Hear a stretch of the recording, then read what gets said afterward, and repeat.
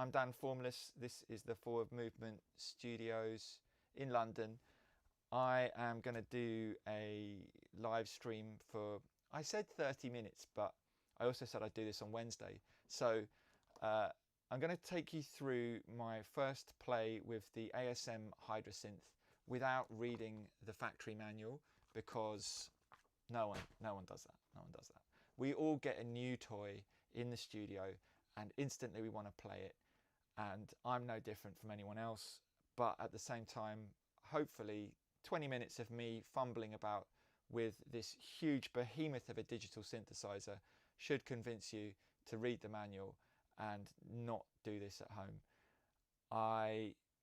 I've already had a tiny play, because the last time I did something like this was with the ASM Mini switcher for live streaming, so you switch between cameras with it, and I spent 30 minutes trying to make the USB port work. Couldn't even connect it. So I learned a tiny lesson from that, and I have had a play. I've already failed at like 3 or 4 different things. I'm refusing to read the manual. I will do another session after this one in a few days, and I implore you to save me. Help me by telling me where I should go, which videos, masterclasses, anything of anyone using any ASM Hydrasynth, not just the Deluxe. If you've got any way of helping me to conquer this rather intimidating and large synthesizer that I can't even fit on my desk, I have to put it on a stand, then please help me out in the comments. If you like this sort of thing, then make sure you subscribe. This is all about forward movement. It's coming out on my channel, but these are the sort of videos that I want to do more of. I'd rather do these than the other stuff that other people do on social media. And hopefully you get a bit of an insight into my creative process. Maybe I liberate myself from some of my procrastination and overly critical mindset. But you know, it's all about having fun at the end of the day, as I'm told. So let's get into this. I'm going to switch over to the cameras on the ASM Mini, which is a great switcher made by Blackmagic. Other from the USB port that I struggled with, it is amazing. Right, so this is the ASM Hydrasynth. There's a whole section further to the right of it. Maybe I can give you a shot. No, not really. It's massive. It's 7 octaves, and I'm going to there we go. I'm going to not play any of them. Well, play one of them, but I'm definitely not going to be playing all these octaves. So that's not the first sound that loaded up. The first sound that loaded up wasn't that nice. I can go and have a flick through all these sounds, but what I'm really interested in is the arpeggiator. So there's no arpeggiation on that. Let's go back to Love Arp. I mean, other than sounding horrible now, I've got it in phrase. I'm going to try chord, and then random. And we can change how many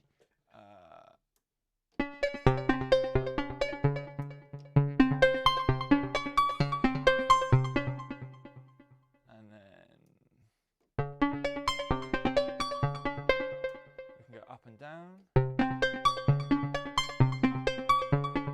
can ratchet it.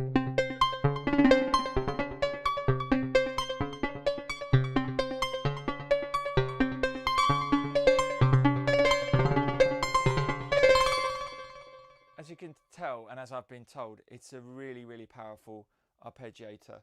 It's one of those things that you can't really get on modern synths. Old synths, some of them have good arpeggiators. There's some VSTs that have really good plugins, like the FM8, Native Instruments FM8 is great, but you can't send a sort of you can't send any of the output from it to an external device, and you can't record the MIDI. And what I was hoping to do with this is record the MIDI output of it into my sequencer, which is a beast of a sequencer, which I also struggled to read the manual, and it's the Sequentix Circlon. And thanks to Splitradix, his channel is amazing. He puts out incredibly long videos, absolute masterclasses in how to use it.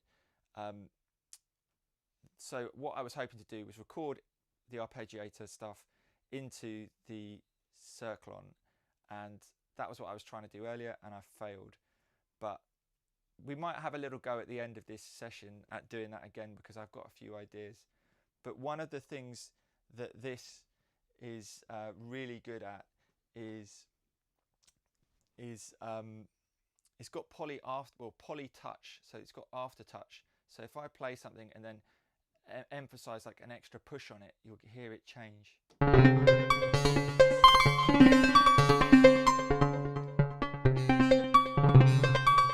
So it's a pretty impressive keyboard, and I did think that my Juno 2 had aftertouch, but I'd never really used it. And now I've connected it all up into my system, I've learned that it doesn't, it's not working. It's like a typical thing that goes wrong in old synths, like the Roland Juno 2. But this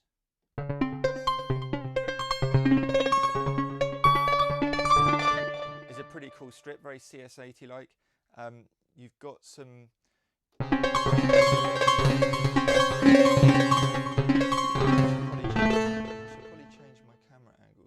just so you can see. And the strip I was doing was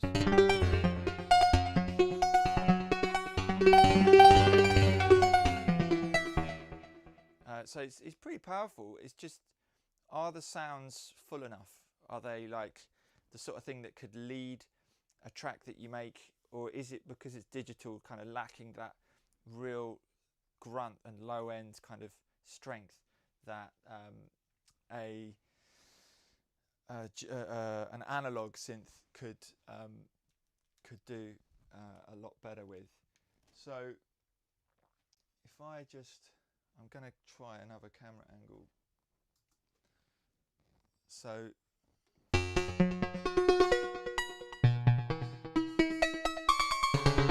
probably a bit shaky. Let's go back to that one. So the other thing is of course, we might need to go into something that's not an ARP. We'll play a little bit more with the ARP, and then we'll go on to like what else it can do. But it is a massive keyboard. It's huge.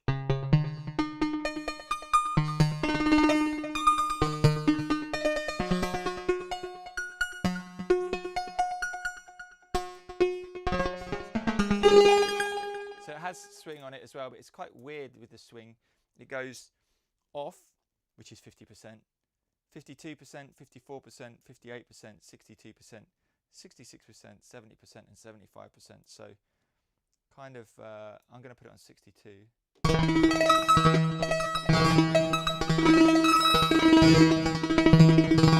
So I think with all these things, the temptation is always to just go totally overboard and push it to the very limit.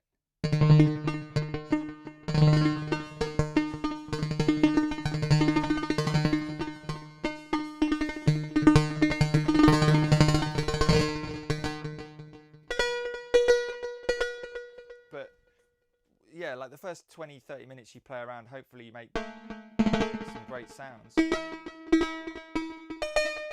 you discover something really exciting and then you wish you'd recorded it, which is another reason why I'm trying to do sessions like this. So it's got a really powerful arpeggiator. I probably had the chance turned up way too much there, so let's try.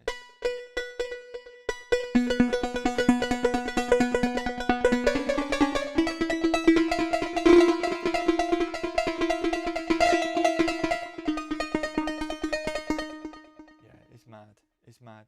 But let's just go through a few sounds.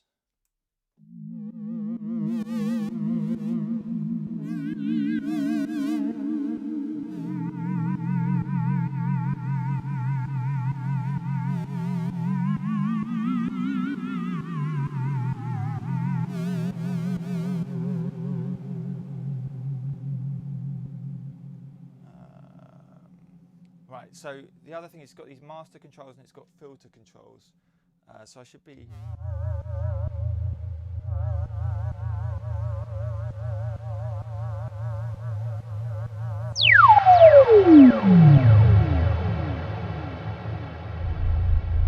Sorry to anyone wearing headphones there. So the controls feel really solid. The build quality on this does feel pretty good. It's not made of balsa wood like certain cloning companies seem to make their stuff.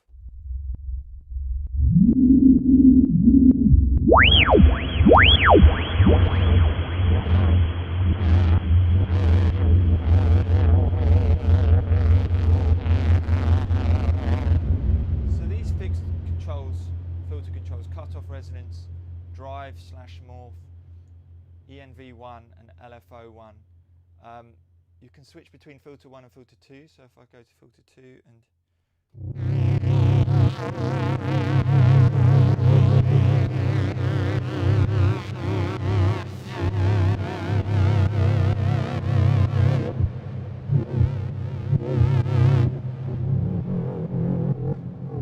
Then I've got this whole module select thing, which is just super like out there, like a bit intimidating to be honest. But if I push ENV1, then on this screen everything pops up, and these are the master controls. But you can kind of, so I've got attack, decay, sustain, release. So you can see good. You can see the waveform.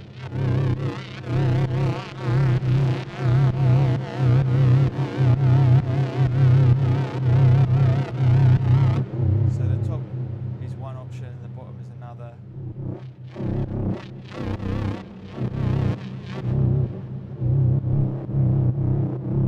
So then that's got BPM sync. So what we could do, no, I won't do it till the end, but we can record something in like a MIDI sequence into the circle and let it play back. That's always fun because then you can free up two hands to do stuff rather than play a keyboard incredibly badly. Alright, so I have no idea what mutant 1, mutant 2, mutant 3, mutant 4 means. They've got morph there, they've got mutant here. Let's see.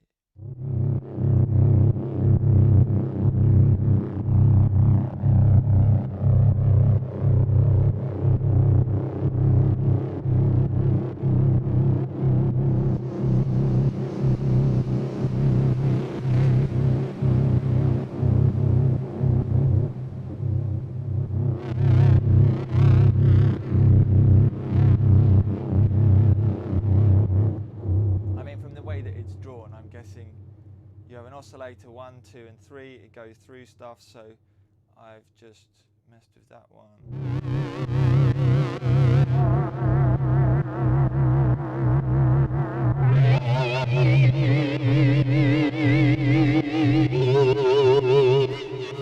Mess with this oscillator 2.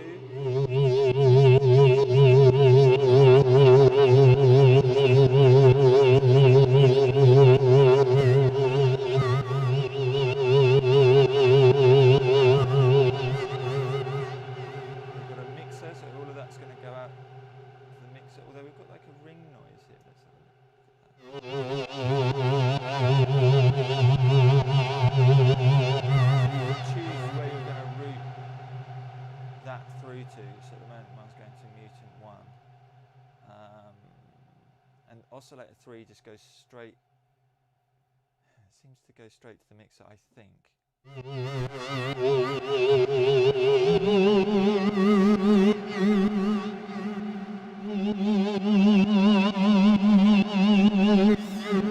Gone through to filters, filter 1 and 2, then you've got all the ENVs. I could probably butcher this sound for a bit longer, or I could go through some more of the sounds. So.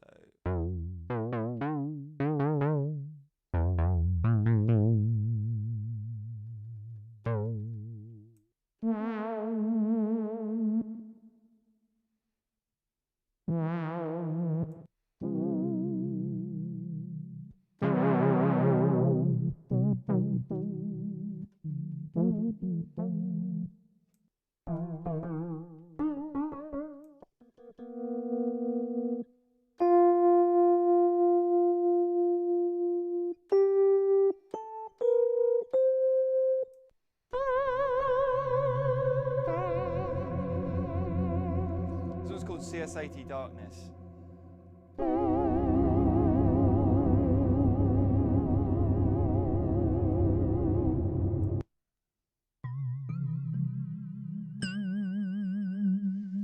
It's interesting because like all the sounds are like they're kind of cool, but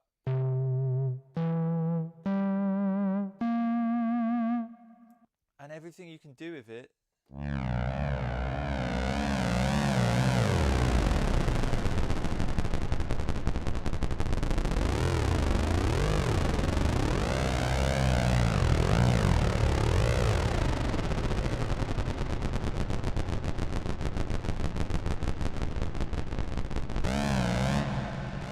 That's cool, but it just doesn't have a certain thing that I've got used to.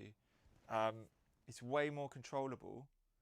There's way more stuff that you can do with it, but this is possibly the worst synthesizer to try and do a pre-manual session on because there's so much to it. I feel like I'm not going to even start trying to connect the CV up. I don't know how much benefit it's really going to give me into my setup. I think initial feeling is that even if you got this as your like main keyboard, you'd be killing it because you'd then have a 7-octave keyboard. You'd have the poly touch, as they call it, basically after touch. You'd have a lot of different control outputs. It does still have like the expression, sustain, pedal output and stuff, but then the arpeggiator, let's give that a go in just trying to record something in on the Circlon. So if I put record on there, and then actually I'm going to turn record off and find a half decent sound that I can arpeggiate first. That would make more sense.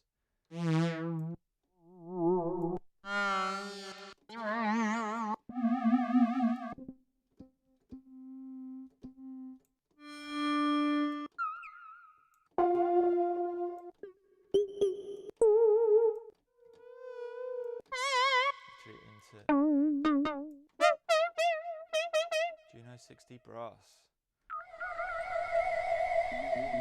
There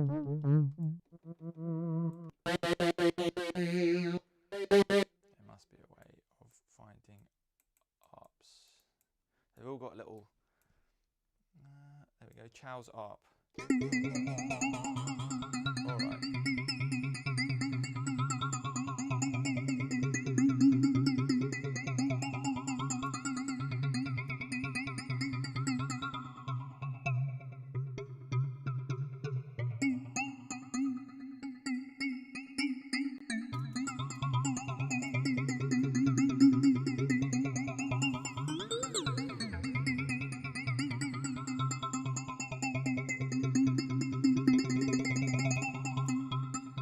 Pretty awesome.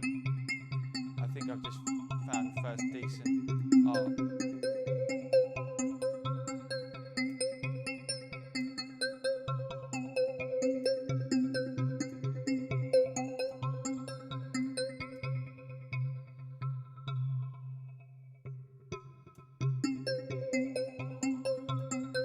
So I got it in random. I love a good random.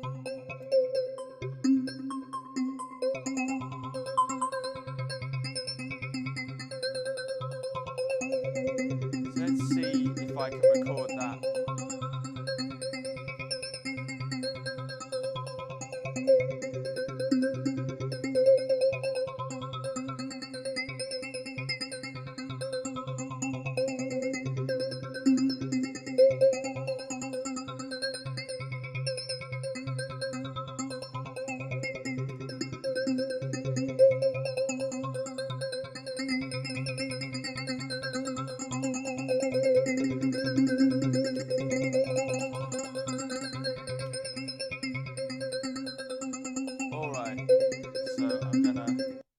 Switch out of it, go back into it, and try and play back on the Circlon.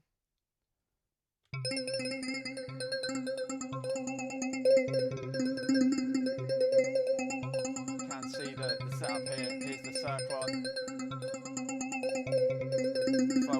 add in some beats.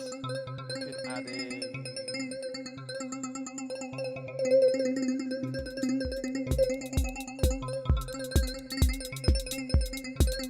Yeah, that sounds terrible.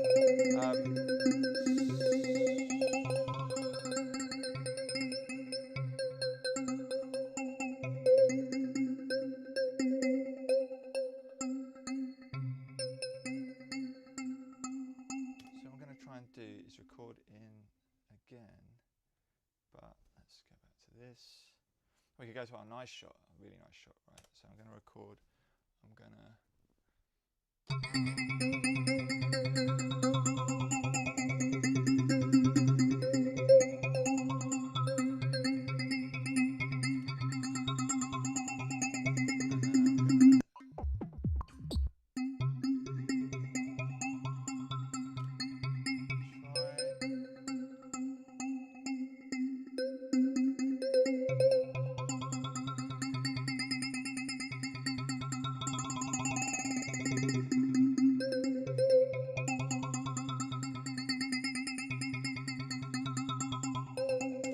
okay, I think I'm getting to grips with it. I think I need to record ARP sequences into the Circlon slower, basically, and then I can speed them up, and then it makes sense.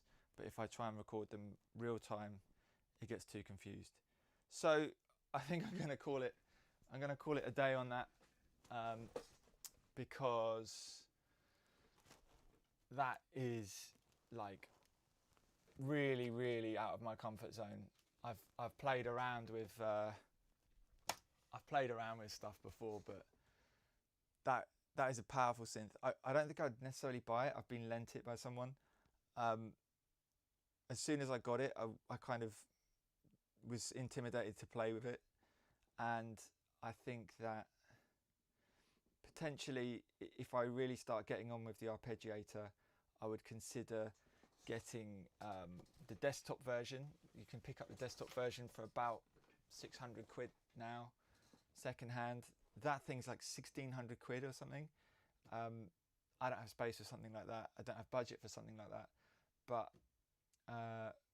I'm taken by the arpeggiator. The sounds are kind of superficially cool, but like they really, I gotta be honest, they're not like standing out. I kind of knew that would be the case. And in a few days, after I've read the manual, watched a few videos, I will come back to you and try and play around with it, another live stream, in a way that hopefully is a little less crash and burn and a little more entertaining for you. I hope you've enjoyed this. I've been Dan Formless. This is the Forward Movement Studio. Please check out Forward Movement Studio. We're really trying to liberate the creative process for all kinds of people, and we'd like you to look at what we're doing and give us suggestions on what else we could be doing. So a few more days, I'll be back. I would like to say Wednesday, but last time I said Wednesday, it didn't happen.